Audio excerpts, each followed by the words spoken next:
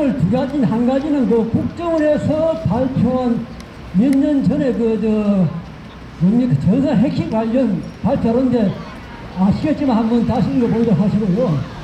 그리고 지금 로이킴이라는 아마 젊은 사람은 이 사람이 2010년 4.6 총선 때 자기가 선거관리위원회 데이터를 가지고 이렇게 그냥 자기는 학문적으로 하면 그걸 분석을 해 하다 보니까 이상하다, 그래프가 이상하다 이래가지고 자기가 나름대로 좀 더 깊이 연구하다 보니까 거기에서 모종에 나오자면 우리가 제가 화가 나면 내가 그린 그림에다가 국립 캠퍼스에다가 자기 이름을 적게 되어서 그런 안무 같은 거 또는 누가 글을 쓰게 되면은 낙관을 한단 말입니다. 그 마찬가지로 그 프로그래머가 자기 코드 신앙들을 하게 했는데 불행히도 그 21장과 1장과 그 글이 있는데 거기서 두 글자만 확인을 못해. 그런데 우리가 그 추론을 하다 보면 연결을 하다 보면 가사 단어가 있는데 FOLOW 폴로 있지 않습니까? 그런데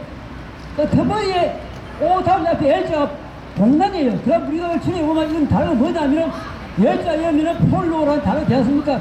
그래가 발표했는데 태경의 자식이 이준석이 같은 부류가 자기가 나와가지고 이거 인터넷 이렇게 반발해서 그러니까 로이킴이라는 사람은 그 당시에 자기는 원인을 몰랐어요. 두 글자가 빠졌는데 앞에 L자하고 뒤에 하트 T자가 빠졌는데 그렇게 있다가 그 뒤에 이제 한 달쯤 뒤에 자가시는 정진석 충청도 비료지구에 투표의 장소에서 일이라는 상식이 또 뭐냐면은 한 300개, 400개 정도 개표를 하는데 말하자면 선관위의 전자 분위기죠.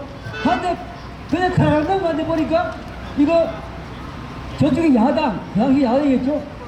뭔데 야당이 맞는 모르겠는데 하여튼 그쪽에는 대표 더 많기도 그런 게 나타났어요. 그래서 창문에 보다 보니까 뭐 좀 이상하게 잘 보이는 봤는데 그냥 잘하는 걸 몰랐는데 다시 한테 이런 자기들이 강하게 항의를 한 결과 그 선관위 직원이 다시 했어요. 하는데 그런데 아마 선관위 직원이 그건 아마 제가 볼 때 민노당도 아니고 아마 중립된 사람이었어요.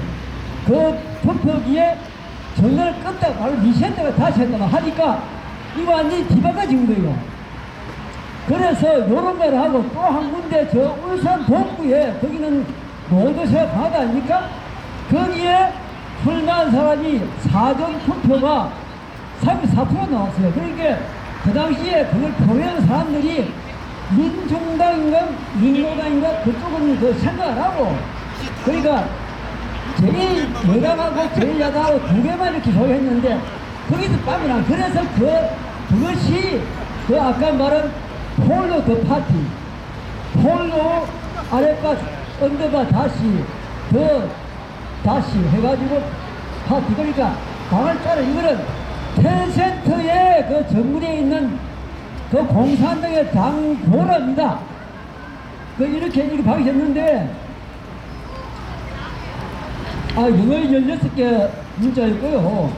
근데 이걸 이제 로이킴이 어떻게 했냐면 선거구가 우리나라에 253개가 있는데 그게 전부 다가 전산 트랙 위해서는 코드가 붙어요. 코드가 가서 우리가 1 남자 2 여자 하듯이 그러니까 1번은 서울시 중구 동로구 1번이고 다음에 성북구가 2번 또 가서 강동구 어리 49번 그리고 그 2대 도시 부산 넘어 부산에 중구 영동구가 50번 더 가서 제주 끝머리 서귀포가 마지막 포도가 253번 이렇게 붙습니다.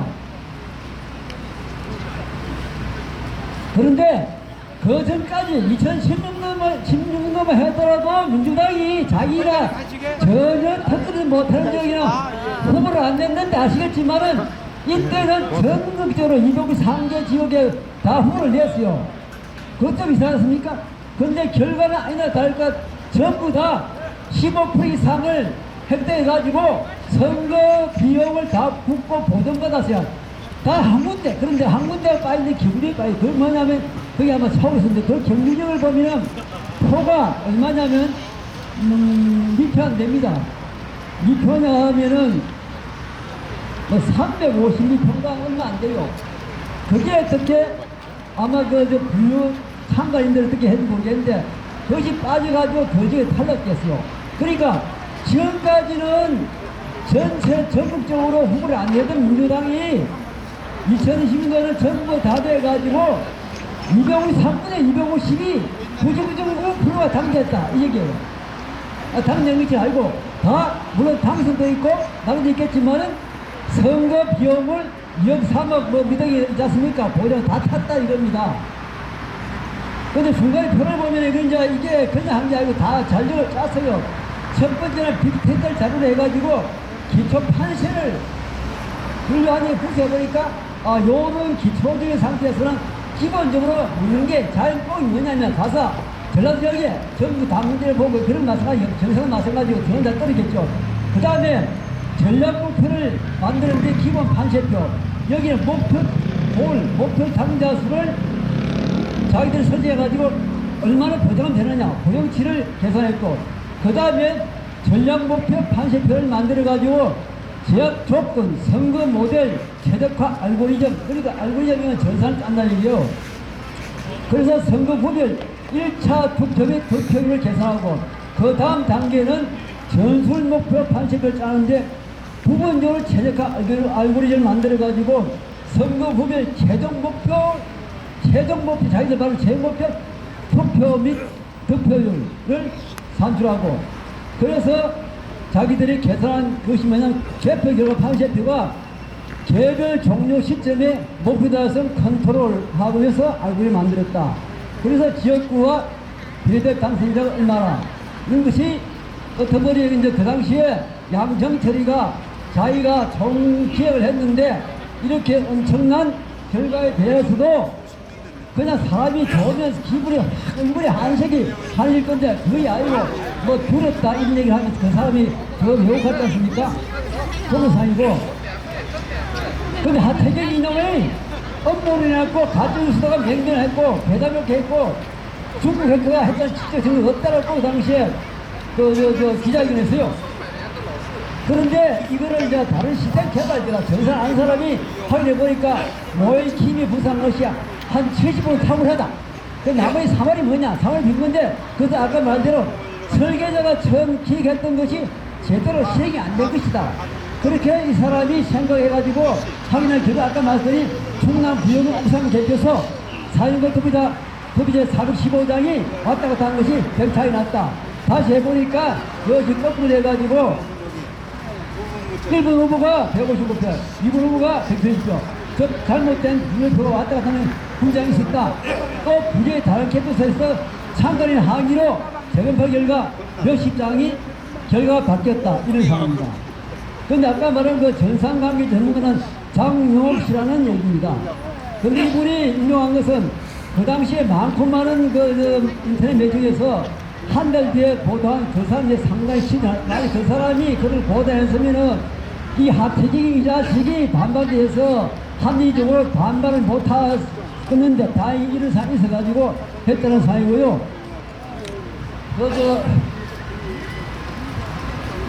국정원의 부개표 시대 해킹 취약점 관계는 이거에 왜냐면 다시 문제된 것이 이번에 지난 24년도 12월 3일 개헌 후에 그 후에 윤석열 씨라든가 변호인이 발표한 거기에 관련해가지고 거기에 부정성 얘기를 하니까 이 박선일이라는 작자가 오히려 선거 개입이라는 제목을 그려가지고 그 당시에 김규형 국정원장을 고발했다는 사항이 있어가지고 제가 다시 이것을 확인한 겁니다. 그러니까 시스템 취약성의 투비 시스템, 개표 시스템 관리, 또 이미 발생한 해킹 사고 대응도 후속 차단 보안 강화 조치가 아주 유효했다. 그런 사항이 간단히 말씀드리고 있었던 말입니다.